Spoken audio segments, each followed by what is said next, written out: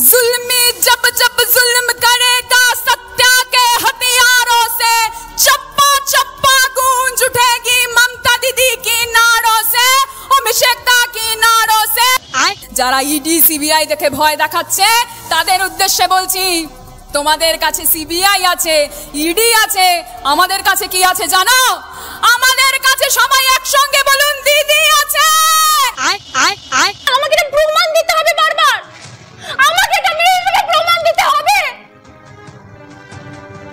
নাটক কম করো প্রিয়।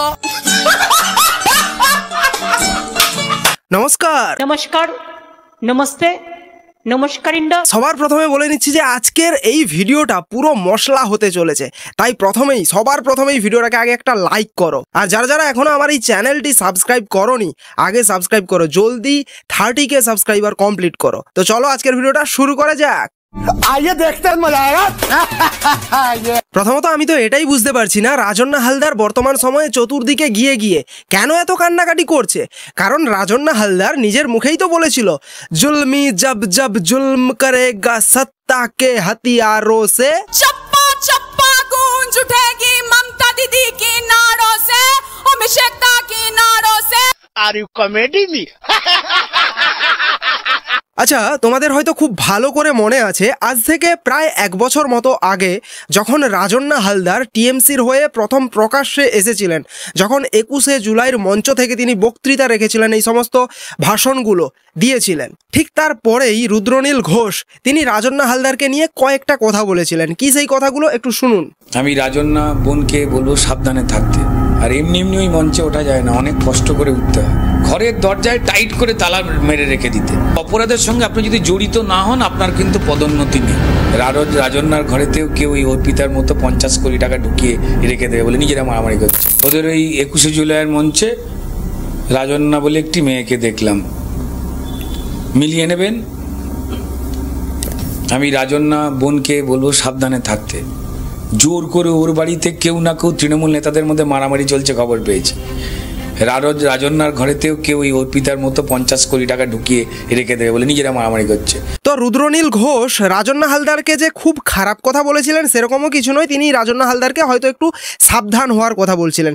কিন্তু রাজন্না হালদার রুদ্রনীল ঘোষের ওই কথার পরিপ্রেক্ষিতে রুদ্রনীল ঘোষের বিরুদ্ধে এফআইআর করেন, এবং ঠিক সেই সময় রাজন্না হালদার ঠিক কি বলেছিল সেটাও শুনুন। তারই বিরুদ্ধে আজকে থানায় রুদ্রনীল বাবুর বিরুদ্ধে শুধু নয়, বিজেপির এই মানসিকতার বিরুদ্ধে, এই মহিলাদের প্রতি একটা তির্যক মানসিকতা বা মহিলাদেরকে হেয় করার মানসিকতা, যে নারী শক্তিকে মমতা বন্দ্যোপাধ্যায় তুলে ধরার চেষ্টা করছেন, সেই নারী শক্তিকে অপমান করার একটা মানসিকতার বিরুদ্ধে আজকে আমরা থানায় এফআইআর করেছি।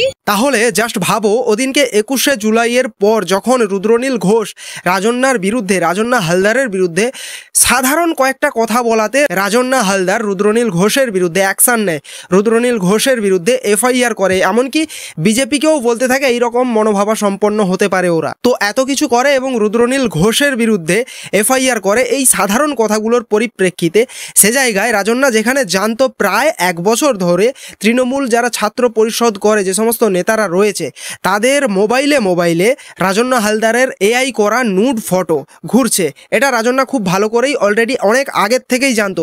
কিন্তু তারপরেও কেন রাজন্না হালদার একজনের বিরুদ্ধেও স্টেপ নেয়নি, কেন একজনের বিরুদ্ধেও এফআইআর করেনি? কিছুটা তো আমার যোগ্যতা রয়েছে ভাই, আমি প্রেসিডেন্সি ইউনিভার্সিটির গোল্ড মেডেলিস্ট, এইটুকু যোগ্যতা তো আমার রয়েছে। গোল্ড মেডেলটা তো আমাকে তৃণমূলের কোনো দাদা করে দেয়নি, তৃণমূল ছাত্র পরিষদ, তৃণমূল কংগ্রেস করে দেয়নি, সেটা তো আমি নিজের যোগ্যতায় পেয়েছিলাম। ভাই জাস্ট একটা কথা ভাবো, প্রেসিডেন্সি ইউনিভার্সিটির একজন গোল্ড মেডেলিস্ট সে হচ্ছে তৃণমূল দলটাকে সমর্থন করে এবং ওই দলটা করে। এটা শিক্ষিত সমাজের অপমান ভাই। কিন্তু আমি জাস্ট এখনো এটুকু বুঝতে পারলাম না রাজন্না এখনো কেন এত কান্নাকাটি করছে। রাজন্না তো নিজের মুখেই বলেছিল ওদের কাছে সিবিআই আছে, ইডি আছে, কিন্তু আমাদের কাছে সবাই একসঙ্গে বলুন দিদি আছে। আমার এআই করা নুড ছবি তৃণমূল ছাত্র পরিষদেরই কিছু এরকম দাদারা তাদের জুনিয়রদের দেখাতো। এটা আমি হয়তো তোমার চ্যানেল প্রথমবার বলছি, আমি কিন্তু কোনোদিন অভিযোগ করিনি। কেন করব অভিযোগ? হ্যাঁ, কেন করব অভিযোগ? রুদ্রনীল ঘোষ তিনি বিজেপির ছিলেন, যার কারণেই তার সামান্য কথাতেই এফআইআর করে দেওয়া যায় কিংবা তার বিরুদ্ধে অ্যাকশন নেওয়া যায়। কিন্তু এক্ষেত্রে যেহেতু আমার দলের জানোয়াররাই আমার সঙ্গে এই কাজটা করছে, সুতরাং তাদের বিরুদ্ধে আমি কেনই বা অ্যাকশন নেব কিংবা তাদেরকে কেনই বা বলতে যাব, তাই না? তারা তো আমারই দলের। আমি হেরে গেছিলাম, আমি একা দাঁড়িয়েছিলাম, আমি একা ঘরের মধ্যে বসে কেঁদেছি, কিন্তু পরের দিন আমি গিয়ে আবার সম্মুখীন হয়েছি এরকম বিভিন্ন দাদাদের। আমি হেরে গিয়েছিলাম, আমি একা দাঁড়িয়েছিলাম, ঘরের মধ্যে একা কেঁদেছি, কিন্তু পরদিন গিয়ে আবার সম্মুখীন হয়েছি সেই সমস্ত ঘটনার, ওই সমস্ত দাদাদের। কিন্তু আমি তাদের বিরুদ্ধে আজ পর্যন্ত কোনো স্টেপ নিইনি এবং নিতেও চাই না, কারণ তারা দিন শেষে আমারই তো দলের সমর্থক, আমারই দলের সঙ্গে যুক্ত রয়েছে। সুতরাং তাদের নাম প্রকাশ্যে এলে, বিরুদ্ধে স্টেপ নিলে তাদেরও বদনাম হবে এবং দলেরও বদনাম হবে, তাই হয়তো নিতে চাই না। তাদের নাম আমি দলকে জানিয়েছি, কারণ আমার কাছে প্রথম অথরিটি দল। আমার এই বক্তব্যগুলো তুলে ধরার বিষয় প্রথম যার কাছে আমি জবাবদিহি করব সেটা দল। একটা জিনিস লক্ষ্য করেছেন কি, রাজন্না হালদার এ পর্যন্ত যতগুলো কথা বলেছেন তিনি বারবার এই কথাটা বলেছেন যে তাদের বিরুদ্ধে কোনো স্টেপ নেয়নি, কারণ তাদের যদি নাম বলা হয় তাহলে সেই সমস্ত দাদারা, সোকল্ড দাদারা কাদের সঙ্গে যুক্ত, ওই পার্টিটার সঙ্গে যুক্ত, তার জন্যেই নাম নেয়নি। কিন্তু তিনি বারংবার বলছেন আমি দলের সুপ্রিমো অর্থাৎ মমতা ব্যানার্জি, অভিষেক ব্যানার্জি এদেরকে জানিয়েছেন, কিন্তু তাদের বিরুদ্ধে রাজন্নার হয়ে সেরকম কোনো বক্তৃতা এখনো পর্যন্ত আমরা দেখলাম না, বরং উল্টে রাজন্নাকেই গালিগালাজ করতে চাইছেন হয়তো। আর এদিকে রাজন্না এখনো হেয়ালি করে সেই ভাষা কথা বলেই চলেছেন, এখনো তিনি দলের বদনাম চাননি, কেবলমাত্র যারা নাকি ওই দলে খারাপ মানুষেরা রয়েছে তাদেরকে বের করতে চান, দলের শুদ্ধিকরণ করতে চান, এটা বলছেন। তৃণমূল ছাত্র পরিষদের অন্দরে এরকম অনেক মনোজিৎ মিশ্ররা লুকিয়ে আছে, তাদেরকে শনাক্ত করে দল তাদের জন্য নির্দিষ্ট শাস্তি ব্যবহার করুক। আর দ্বিতীয় বিষয় হচ্ছে আমার বিকৃত ছবি এআই করা বিভিন্ন এইসব দাদারা, মনোজিৎ মিশ্রের মতো দাদারা তাদের জুনিয়রদের ফোনে হোয়াটসঅ্যাপে পাঠাতো এবং পাঠিয়ে পৈশাচিক আনন্দ উপভোগ করত। আমার এই দুটো অভিযোগ ছিল এবং আমি দলের কাছে সেই নামগুলো নিশ্চয়ই জানিয়েছি। এই বিষয়ে দল যে সিদ্ধান্ত নেবে আমার কাছে সেটাই মাথা পেতে নেওয়ার মতো সিদ্ধান্ত। আসলে দলের শুদ্ধিকরণ করতে চান নাকি এই ভয়টা পাচ্ছেন যদি আমি দলের হয়ে বদনাম করি বা দলের হয়ে উল্টো কথা বলি তাহলে দল থেকে একদম, অলরেডি তো সাসপেন্ড করা হয়েছে, তারপর দল থেকে একদম বের করে দেওয়া হবে, তখন আর হয়তো কোনো পদরতি থাকবে না, এটাই হয়তো ভয়। প্রথম বিষয় হচ্ছে আমি এফআইআর করিনি, এটা অনেকেই প্রশ্ন করতে পারে।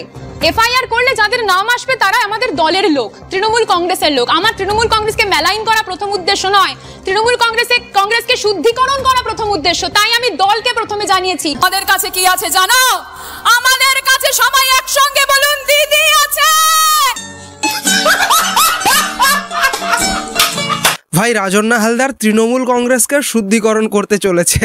শেষ পর্যন্ত তৃণমূল কংগ্রেস রাজন্না হালদারকেই না শুদ্ধিকরণ করে দেয়।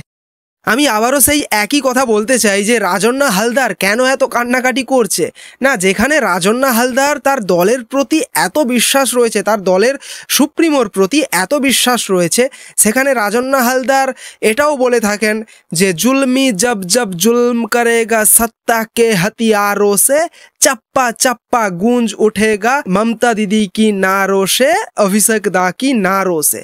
তো সেখানে দলের প্রতি, দলের সুপ্রিমোদের প্রতি এত যখন বিশ্বাস, তাহলে এত কেন কান্নাকাটি করে বেড়াচ্ছে চতুর্দিকে নিউজ চ্যানেলগুলোতে? তার উপর যেখানে রাজন্না হালদার ইডি সিবিআই এদেরকে বিশ্বাস করেন না, সে জায়গায় তিনি বলেন আমাদের কাছে দিদি আছে। তোমাদের কাছে সিবিআই আছে, ইডি আছে, আমাদের কাছে কি আছে জানো? আমাদের কাছে সবাই একসঙ্গে বলুন, দিদি আছে। অর্থাৎ ইডি সিবিআই এর থেকেও তিনি দিদিকেই বেশি বিশ্বাস করেন। তাহলে সেখানে দিদির প্রতি বিশ্বাস রাখুন, আস্থা হারিয়ে ফেলছেন কেন? কেন নিউজ চ্যানেলগুলোতে এভাবে কান্নাকাটি করছেন? সেটাই তো বুঝতে পারছি না। আসলে কি জানো তো ভাই, অপরের সঙ্গে যখন ঘটতে থাকে কোনো ঘটনা তখন আমরা বেশ মজা নিই, ঠিক আছে? যখন সেটা নিজের সঙ্গে ঘটে তখনই ফাটে। আমাকে এটা প্রমাণ দিতে হবে বারবার, আমাকে এটা মিলিয়ে প্রমাণ দিতে হবে। নাটক কম করো প্রিয়।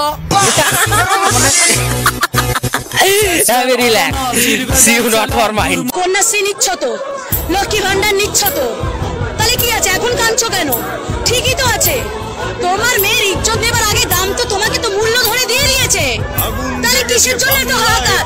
আমরা পাগল, আমরা মেন্টাল, আমরা চাচাচ্ছি, আমরা রাস্তায় নেমে